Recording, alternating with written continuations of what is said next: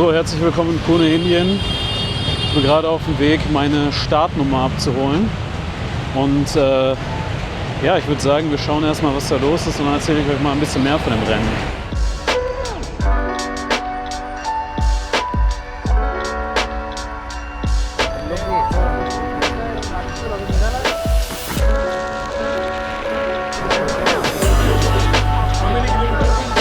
11. Yep. 1457. Thank you very much.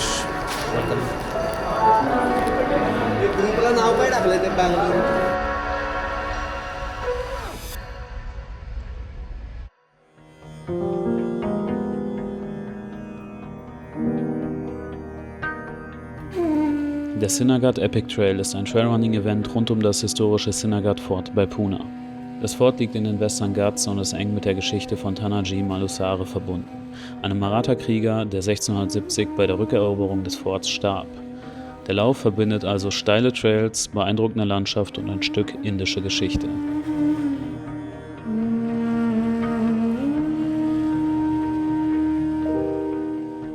Ja, und genau an diesem Event wollte ich teilnehmen. Insgesamt haben sich dort über 1200 LäuferInnen angemeldet und ja, diese wollten sich in den 4 Startkategorien messen lassen. Ich selbst habe mich in der 11K-Kategorie angemeldet.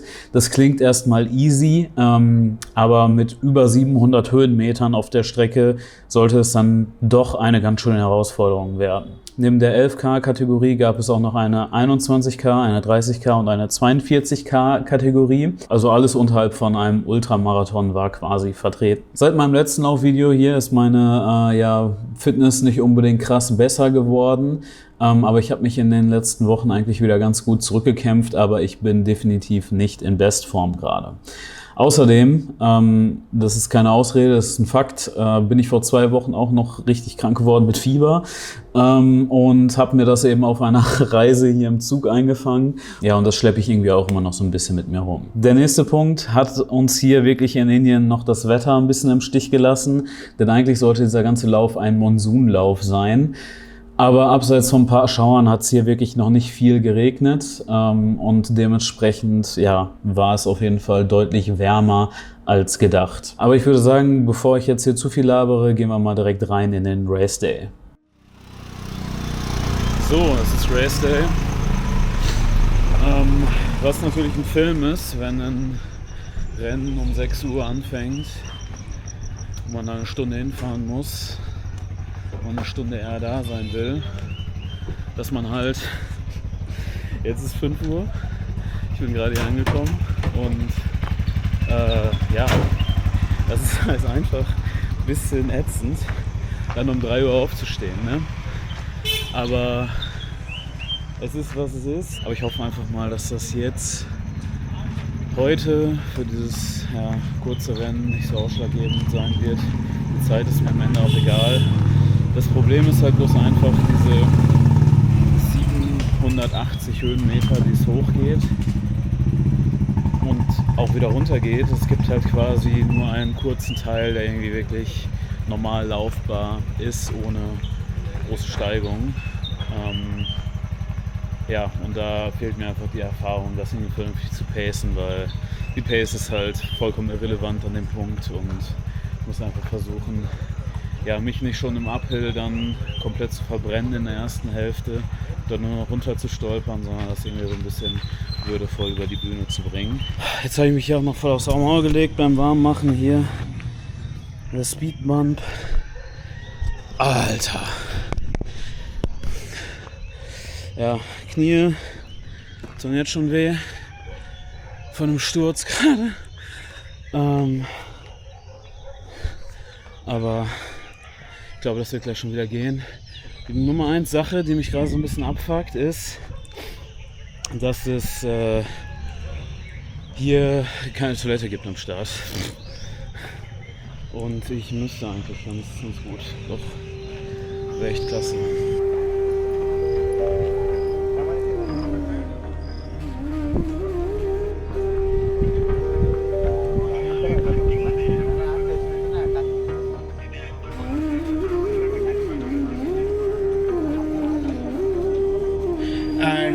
are overwhelmed with your response.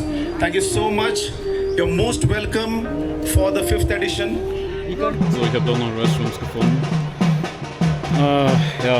Kommunikation manchmal eine kleine Hürde, aber merken, Rennen in Asien und Toilettenpapier selber mitbringen. So haben mir die jetzt auch nicht viel geholfen. Mal gucken, ob mehr als Stuhlgang noch eine richtig große Herausforderung wird für mich heute. Aufregung ist so auf einem sehr niedrigen Niveau. Ich bin eigentlich gar nicht aufgeregt gerade. Ist auf jeden Fall bei den anderen Rennen bisher anders. Okay, alle Startkategorien sind weg. Jetzt kommen nur noch die 11er. 3 Minuten to go. Aufregung, ein bisschen mehr.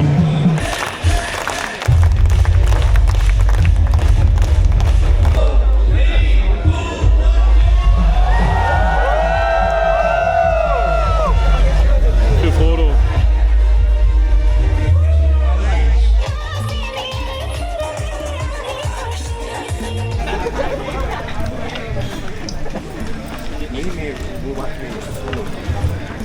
Also viele starten das eher als Powerwalk, wer schlauer ist. Die Locals oder der Allmann, der überhaupt gar keine Ahnung hat.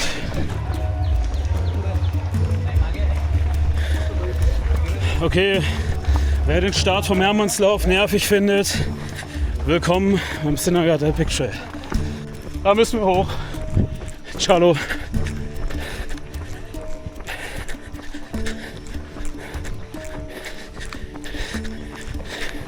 Ich muss definitiv meinen Puls runterfahren ein bisschen. Ich bin jetzt bei 190 gerade. Ich hoffe, das wird nach dem Start dann gleich besser.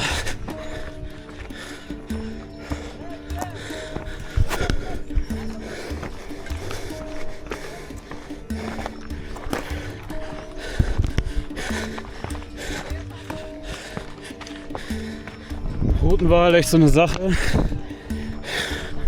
Da auf der Seite des Berges, des Uphills, ist auf jeden Fall ein flacheres Stück, aber das ist auch noch mehr Traffic. Aber hoch muss man am Ende ob steil oder flach.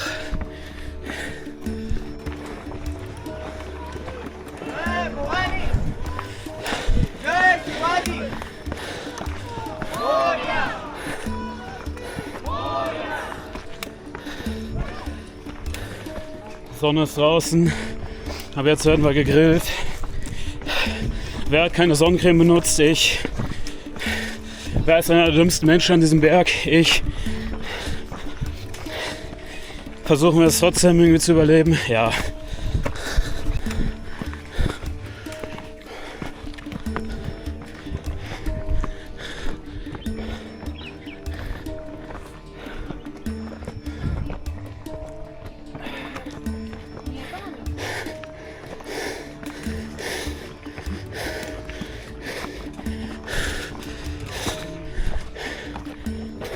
Gerade mal 1,6 Kilometer, 16 Minuten. Das kann was werden, ey. Aber das, was natürlich leicht zu vergessen ist, sind die Höhenmeter. Deswegen ist die Distanz eigentlich scheißegal. Aber wir haben schon fast 300 Höhenmeter. Das heißt, die Hälfte, mehr oder weniger, plus minus. Und das ist eigentlich ganz geil.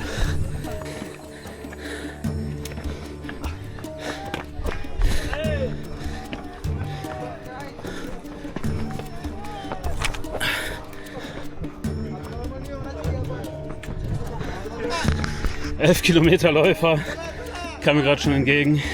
Ich bin bei 2,3 Kilometer, 460 Höhenmeter, über die Hälfte jetzt. Krass, der reicht schnell, ey. Genau. Come on.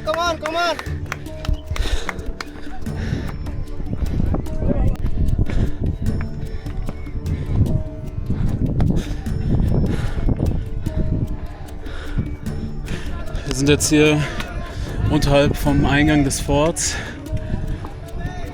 quasi oben. Ja, Hier ist so ein bisschen Stau hier auf Mount Everest. Aber ja, schauen wir mal. Come on. अरे काहीतरी वाटलं पाहिजे. अयो मला तो मागाशी जाताना दिसला होता. चला. पम्या. Come on. छत्रपती शिवाजी महाराज की जय. जय भवानी. जय शिवाजी. नमो पार्वती पते. हर हर Mahadev. Come on. Wir sind oben. Jetzt geht's ein Stück runter und danach wieder hoch. Also diesen Weg zumindest. Wie man sieht, habe ich auch mittlerweile meine schnelle Brille auf, um wirklich das Maximum rauszuholen. Mal gucken. Das bringt bestimmt noch ein paar mehr Bestleistungen auf Strava.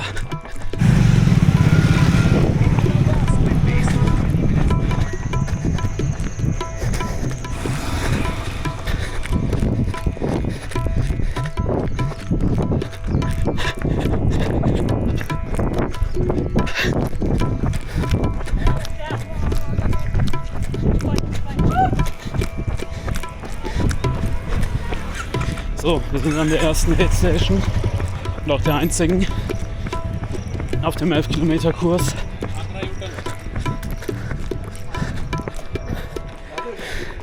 Kekse, Banane, Lemon, Galdo. Brauche ich irgendwas? Nein, nicht wirklich. Ich muss jetzt eigentlich nur runter. Aid Station. Von hier ist auch Turnaround, weil das ist quasi ja hoch runter. Ich bin jetzt einen Teil wieder runtergelaufen. Jetzt muss ich hier auf der Straße wieder zurück. Es ist jetzt hier keine Zeitnehmungsstelle oder so, soweit ich das gesehen habe. Ich hoffe zumindest. Weil theoretisch hätte ich ja auch einfach schon an einer anderen Stelle umdrehen können. Aber ja, weiß ich nicht. Weil ich jetzt irgendwas nicht gecheckt habe oder so, wir werden sehen. Am Ende. Strava lügt nicht, ich habe die ganze Runde gemacht. Ich pfeffer mir jetzt auf jeden Fall noch so einen Decathlon-Gear rein. Ich finde die nicht so geil. Die sind richtig zäh, diese scheiß Gels von Decathlon. Aber es ist irgendwie das Einzige, was ich hier finde. Powerbar hat, glaube ich, in Indien gar keinen Vertrieb. Watermelon schmeckt wie Dreck. Ah. I would have wished that it's not as. Warum rede ich auf Englisch? Es geht hier echt steiler hoch als gehofft. Weil auch der Teil auf der Straße hier ist zumindest für mich nur zu Bruchteilen laufbar, weil es sonst echt einfach viel zu steil ist. Ist halt echt eine richtige Gebirgsstraße.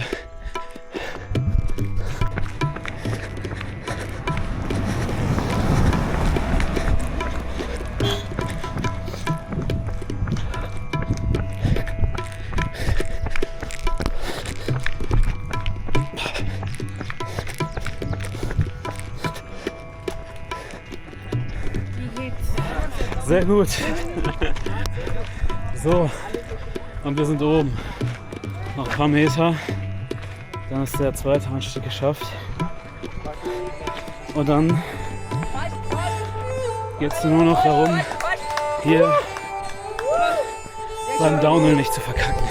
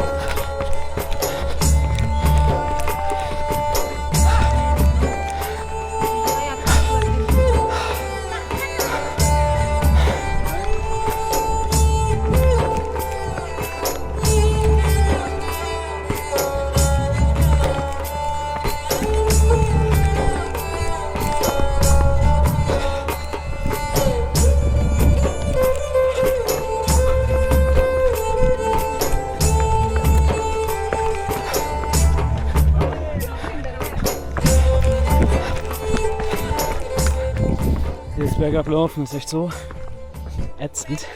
Ebene laufen ist echt OP. Am Ende ist total OP. Na, Ebene einfach so daher trotten. Eine Pace. Bumm, emotionslos durchziehen. So, das wünscht man sich dann immer, ne? Wenn es dann auf einmal soweit ist. Aber am Ende weiß ich ganz genau, dass ich bei dem scheiß Straßenmarathon hier auch total abkotzen werde. Weil es mir irgendwann so auf den Sack geht. Und ich mir denke, oh, jetzt mal ein bisschen Natur laufen. Aber das sind ja am Ende genau die Hindernisse, die man überwindet beim Sport. Dinge, für die man eine sehr hohe intrinsische Motivation hat, die war eigentlich total gegen den Erhaltungstrieb eines Menschen handeln. Weil am Ende wollen wir ja so effizient wie möglich sein. Aber jetzt habe ich mich fast noch gemacht, ich weiß nicht warum. Aber ja, heute bin ich auf jeden Fall gar nicht effizient in meiner Existenz. 80 Meter noch runter. Halber Kilometer noch bis ins Ziel. Mach ich einen Endspurt? Nee. Nicht wirklich. Risiko ist zu groß, um zu stürzen.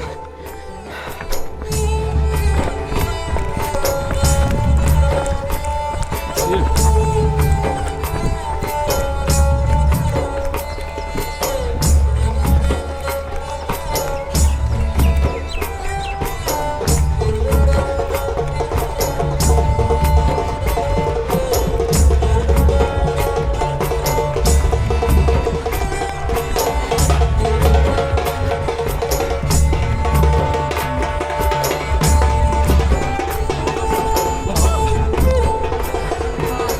Boah, was ein Kampf, Alter.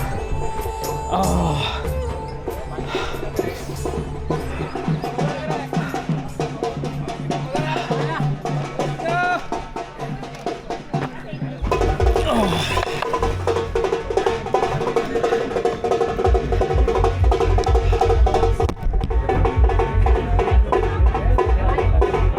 Oh, erstmal hinsetzen, ey. Der letzte Lauf war echt jetzt ein bisschen an der Grenze. Oh. Weiß nicht, was die offizielle Zeit ist. Meine Zeit war jetzt unter 2,5 Stunden. Das war ungefähr das, was ich angepeilt habe. Grob. Nicht unbedingt als Ziel, aber das hatte ich so mir gedacht, dass das vielleicht hinhaut. Ja. Geil. Hat Bock gemacht. Jetzt die Medaille holen. Meine Knie brennen, die ich ja so geil aufs Maul gelegt habe. Hier brennt es auch. Ey, alles schief gegangen, trotzdem gemacht, ey. Top.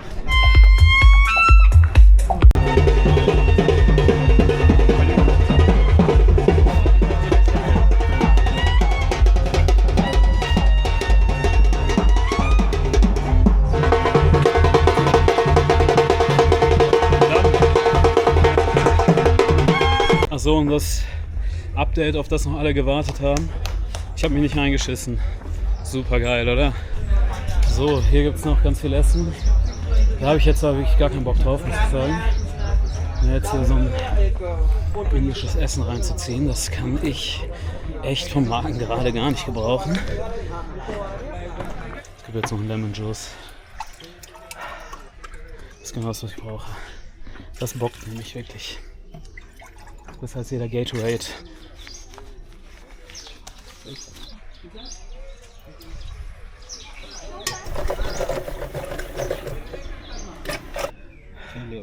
Thank you very much.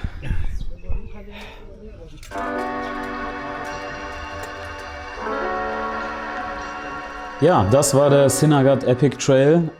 Ich habe noch ein paar abschließende Gedanken zu diesem Rennen.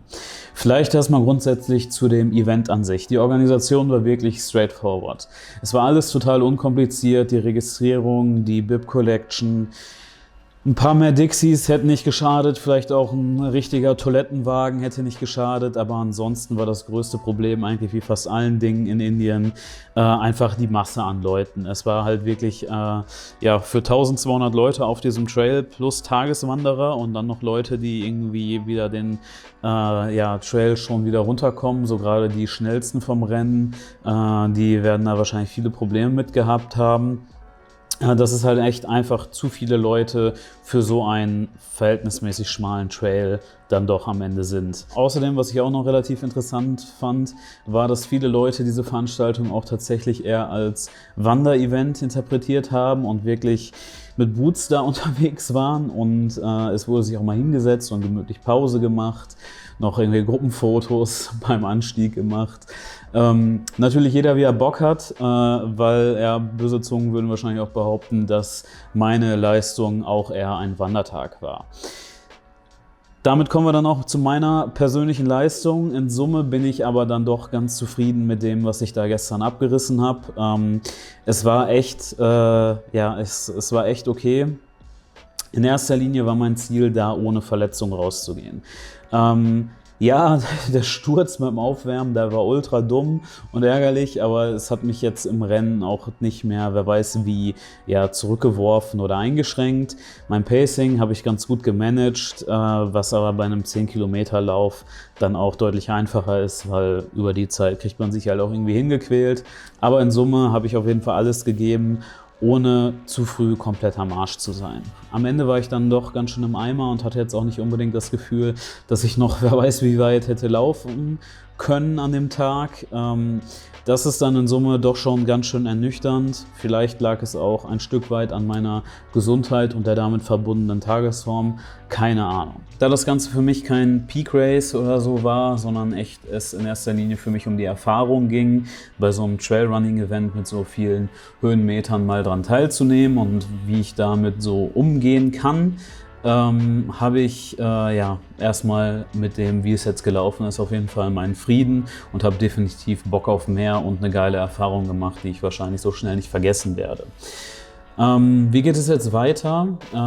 Bevor es wieder auf die Trails geht, wird es jetzt erstmal in die finale Trainingsphase für den Pune Halbmarathon gehen, also ein ganz normaler Straßen-Halbmarathon hier in der Stadt, ohne viele Höhenmeter oder sonst was. Das heißt, ich werde jetzt erstmal ja, mehr auf Longruns gehen, mehr auf Asphalttraining gehen, um da dann wirklich in einen guten Rhythmus zu kommen, damit ich da dann bei meinem Peak Race dann tatsächlich auch ja, eine vernünftige Performance abliefern kann. Aber ich würde sagen, genug gelabert fürs Erste. Wenn ihr irgendwelche Fragen habt zum Sinaghat Epic Trail, dann schreibt die gerne unten in die Kommentare. Ansonsten bleibt mir noch zusammen. Vielen Dank für die Aufmerksamkeit und bis zum nächsten Mal. Ciao.